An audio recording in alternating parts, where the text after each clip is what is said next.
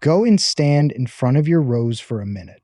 Do not begin with the black spots or the yellow leaves. Look at the whole plant. Then look at the ground under it.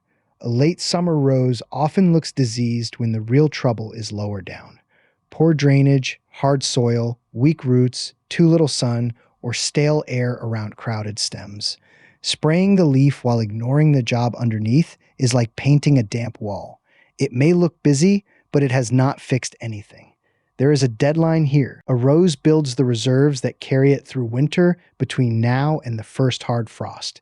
Give it 6 useful weeks and it can face spring with strength at the base. Send it into winter hungry, soft, or waterlogged, and January gets blamed for damage that began in August. I will take this the same way I would take a nursery call. Diagnose first, make the smallest sound correction, and leave the dramatic work alone. 5 checks, 5 answers, and 1 late feed that has killed more roses than black spot ever did. Before the fixes, one more thing to establish, because it changes what you can expect. Find out what kind of rose you have got, roughly. You do not need the variety name. If it flowers once, in June, in a great flush, and then stops for the year, that is an old rose or a rambler.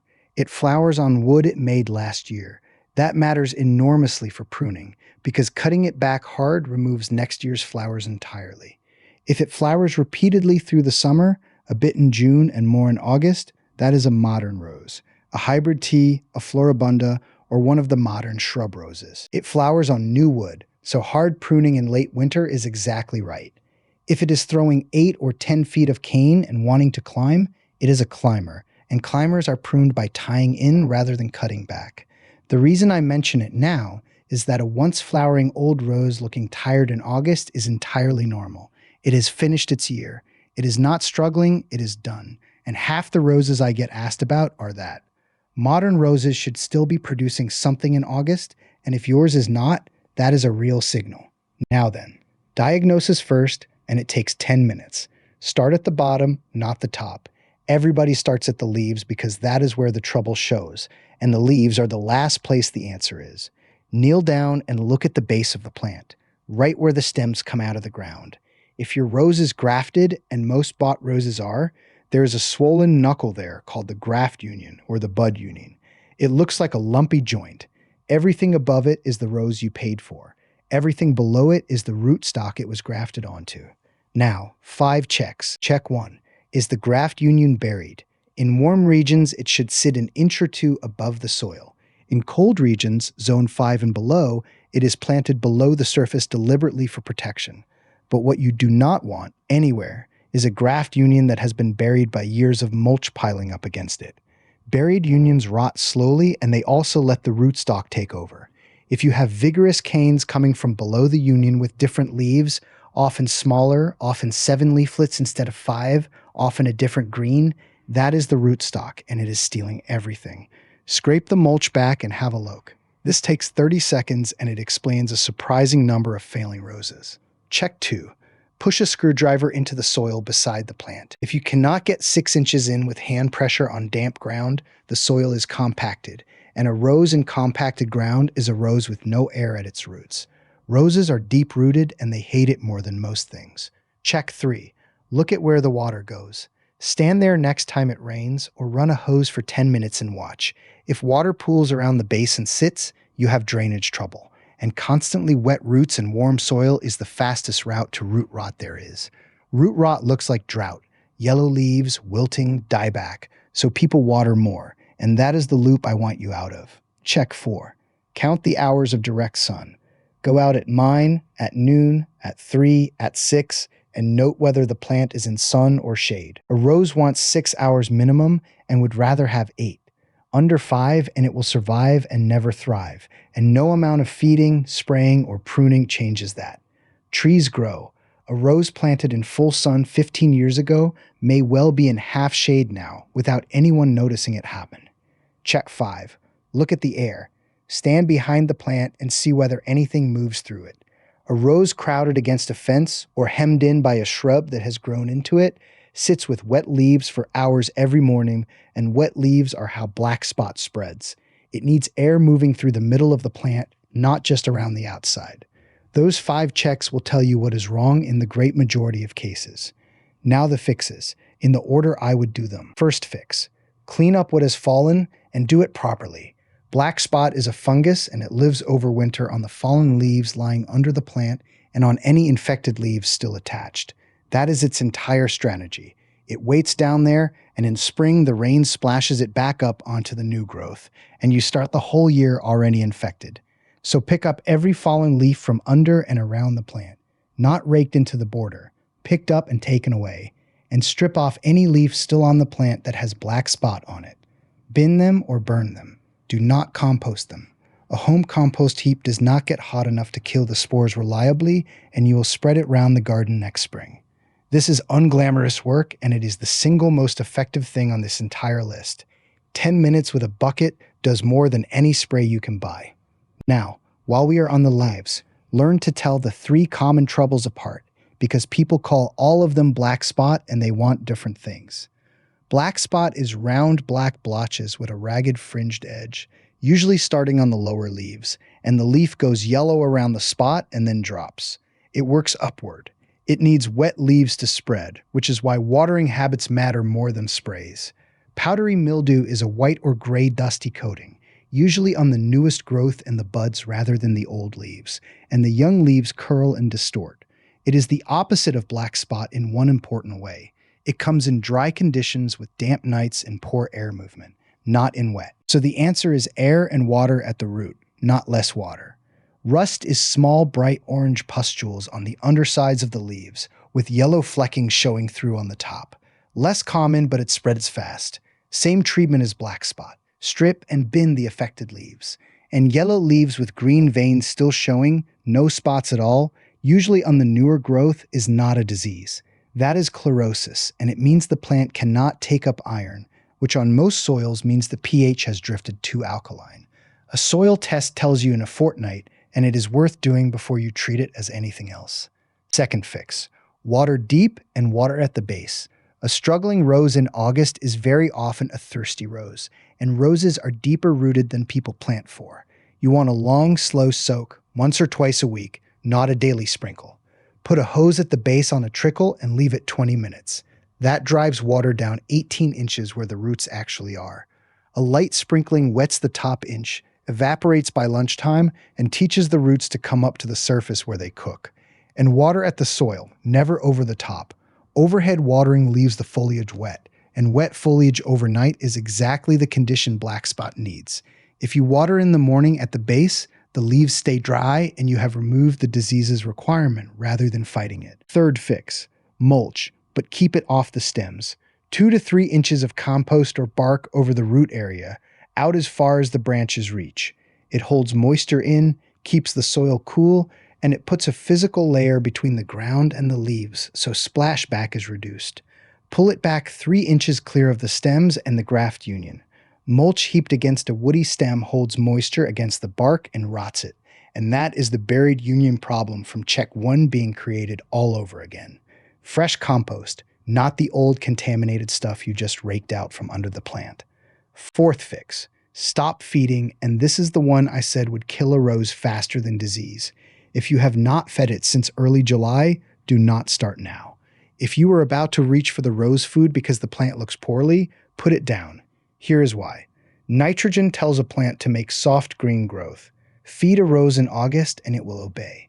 It will push out a flush of soft new shoots in September, tender and full of water, on a plant that is already weak. Then the frost comes and kills that growth. And it does not stop at the new shoot. Frost damage runs back down the cane, and now you have dieback on a plant that had nothing to spare in the first place. You have taken energy the rose was banking for winter and spent it on growth that got killed. Worse, a plant that is short of water cannot take up fertilizer anyway. The salts sit in the soil and pull water back out of the roots, which is the opposite of what a struggling rose needs. Last feed in early July, then nothing until spring. That is the one I did, by the way, and it is the reason I said what I said at the start. I had a field block of young roses, budded stock, 2 years of work in them, meant for sale the following season. It was a dry August and I was busy at the other end of the ground. I looked at that block and thought it looked thin and wanted bringing on, and I put nitrogen through it, and I did not water it in. They grew. Soft and green and beautifully right through September, on plants already short of water. Then the weather turned and gave me an inch of rain in a day on ground that was already loaded, and then it turned cold. I lost the row. Not all of it, but enough that I still see it.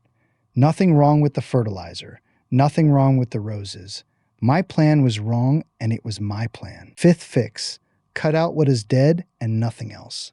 This is where people go wrong in the other direction, so I mean to be precise. In August, you remove 3 things and 3 only. Anything dead, brown, brittle, snaps rather than bends, anything diseased, and anything crossing and rubbing against another cane, because that rubbing makes a wound and wounds let disease in. That is it. That is the whole August pruning job. You do not shape it. You do not cut it back for size. You do not shorten the canes because it has got leggy. Proper pruning is a late winter job, done when the plant is dormant and just before it breaks. And doing it now stimulates growth you cannot afford. Every cut you make tells the plant to push a new shoot from the bud below it. And in August, that shoot has no time to harden before frost. Cut back to healthy wood.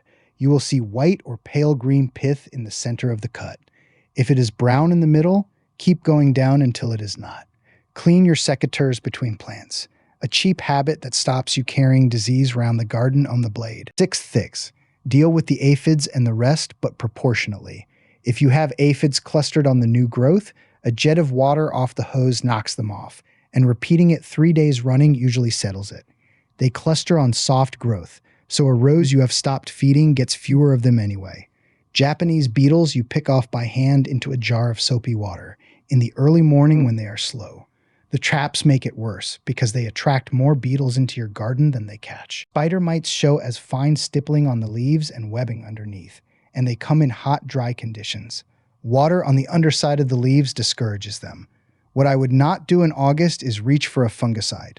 Most of them scorch a stressed leaf in heat worse than the disease would, and none of them cure black spot that is already there. They only protect new growth from getting it. In August, you have very little new growth to protect. Clean up the fallen leaves instead. That is the real treatment. And a word about what a rose actually wants from its ground, because I have sent you to look at compaction and drainage without saying what good looks like. A rose wants deep soil, not rich particularly, but deep. It will send roots down 3 feet given the chance, and that depth is where its drought tolerance comes from. Shallow soil over hardpan or builder's rubble is the commonest hidden problem in a garden built in the last 50 years. It wants that soil to hold moisture and still drain, which means body and structure rather than sand or straight clay. And it wants to be left alone at the root. Roses resent having things planted right up against them, and they resent forking over the ground around them, because the feeding roots run out sideways just under the surface, and a fork goes straight through them. If you want to plant underneath a rose, keep it 18 inches out and put in something shallow-rooted. None of that can be fixed in August with the plant in the ground. But it tells you what to do in November if you decide to move it, and it tells you why the plant is behaving as it is. Now, 3 things not to do, because they all feel productive. Do not move it. A rose lifted in August, in full leaf, in heat, will lose most of its root and cannot supply the top growth it is carrying. If it genuinely needs moving, do it when it is dormant, from late autumn onward, and cut the top back hard when you do. Do not cut all the flowers and buds off in an attempt to make it rest. Leave the late blooms on to form hips. That is a signal to the plant that its year is finished and it is time to harden off, and it is a useful signal. And do not give up on it yet. A rose is a very long-lived plant with a great deal held in reserve. I have seen roses that looked finished in August come back the following June looking like nothing had happened, purely because somebody cleaned up the leaves and left them alone. And if it does come to moving it, here is how, because a badly moved rose is worse than one left where it is. Wait until it is fully dormant. Leaves off, cold weather, ground still workable. Late November into early winter in most of the country. Prepare the new hole first, before you lift anything. Twice the width of the root ball you expect and just as deep. Loosen the bottom of it with a fork. Do not put fertilizer in it. Then cut the top of the rose back by about half before you dig. It feels wrong to prune a plant you are about to stress, but the arithmetic is simple. You are going to leave a good deal of root behind in the ground, and the top has to match what the root can supply. Dig wide. Start a good 18 inches out and go down, and take as much of the root ball as you can lift. You will still lose the far-running roots, and that is unavoidable. Move it on a sheet of plastic or a tarpaulin dragged across the grass rather than trying to carry it, and get it into the new hole the same day. Roots exposed to wind and sun for an afternoon are roots you have killed. Set it at the same depth it was. Firm it, water it in with a full can, and mulch it once the ground is cold. Then leave it alone for a full year and do not judge it until the second summer. What to expect and when. Nothing this month. That is important, because people do all of this and then look for improvement in a fortnight and conclude it did not work. The leaves that already have black spot on them will not turn green again. They are done. What you are protecting is the growth that comes next spring. Through September and October, the plant will quietly put its remaining energy into roots and into thickening the base of the canes. You will not see it. That is the whole point. In late autumn, once the leaves have dropped naturally, do the leaf cleanup one more time, because more will have fallen. In late winter, prune properly. Cut back hard to 3 to 5 strong outward-facing canes at about knee height, and take out everything weak or crossing. That is the real pruning, and a rose you have set up properly in August will take it far better than one you have not. Then feed it in spring, when the buds break, and it will show you what the 6 weeks were for. One more thing, and it is the hardest to hear. Sometimes the answer is that the rose is in the wrong place. If your 5 checks came back saying 4 hours of sun, no air movement, and water sitting round the base, then no amount of feeding, spraying, or pruning is going to fix that, and you will spend years being patient with a plant that was never given a chance.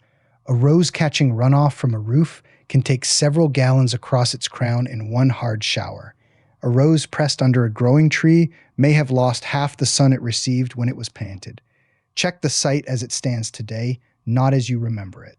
Move it in November into sun and air and give it a proper hole, or accept the spot is not a rose spot and put something there that suits it. That is not failure. That is the plan being wrong instead of the plant, and it is the cheapest lesson in gardening once you learn to look for it.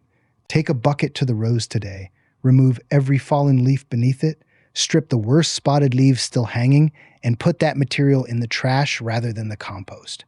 Do not feed it, do not cut it hard, and do not reach first for a spray. Count the sun, test the ground, and make the correction the plant actually asked for. 10 quiet minutes of diagnosis is worth an afternoon of remedies. Tell me how many hours of direct sun yours receives and whether water clears from the planting hole. Those 2 answers solve more dying roses than another bottle ever will. A rose can recover from rough weather. It cannot negotiate with the wrong place.